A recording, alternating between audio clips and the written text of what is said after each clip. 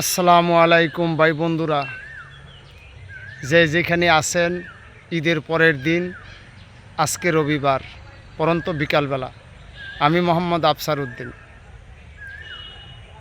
তবে বিশেষ কথা হলো ভাই, এই দুনিয়ার জন্য সকলেই সব কিছু করে ভাই, আমি হয়তো করি।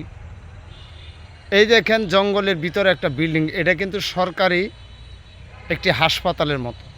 এর পাশে হলো আমার মার কয়বর, আর আমার বাবার কয়বর পাবনা জেলা মুলাডুলি থানা, যত সম্ভব পার্কিদিপুর।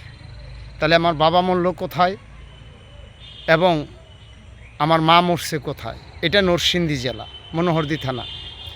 যেই জায়গাটার মধ্যে কয়বর স্থান, ওই জায়গাটার নাম সর্বলক্ষণা।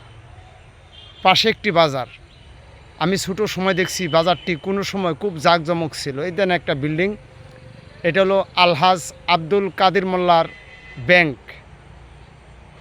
এই জায়গাটা বাজারটার নাম হলো বাগাই বিডার বাজার বা বাগেরহাট বাজার। একসময় খুব জাঁকজমক ছিল, বর্তমানে কোনো লোকজন নাই, ভেঙে গেছে। এখন আর বাজার এরম লাগে না, যেহেতু পাশে আলহাজ কাদির মোল্লার ডিগ্রি কলেজের পাশে এখন জাঁকজমক, এই হিসাবে বাজারটা এখন আর লাগে না।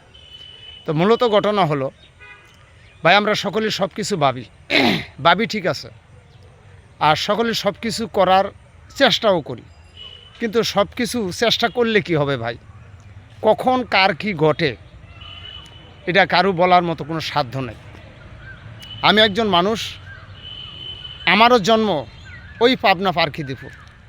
ওখানতে মাই নিয়ে আসে স্বাধীনের বহুত বছর আগেকার ঘটনা, স্বাধীনের অন্ততকে 10-15 বছর আগেকার ঘটনা।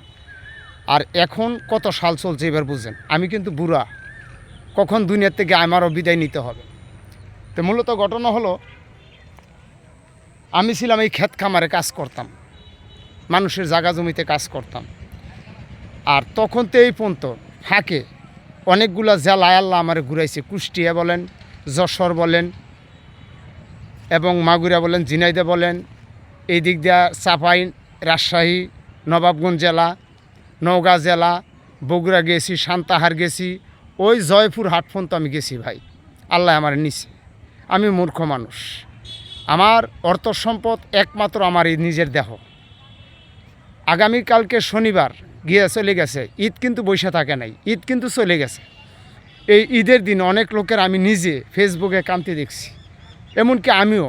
কারণ হলো, আমার পাশে আল্লাহ ছাড়া কেউ ছিল না, এখনও নাই। তো এমনি মনে আসছিলাম একটা চা খাবোতে, মনে করলাম বিকালে একটা ভিডিও করি।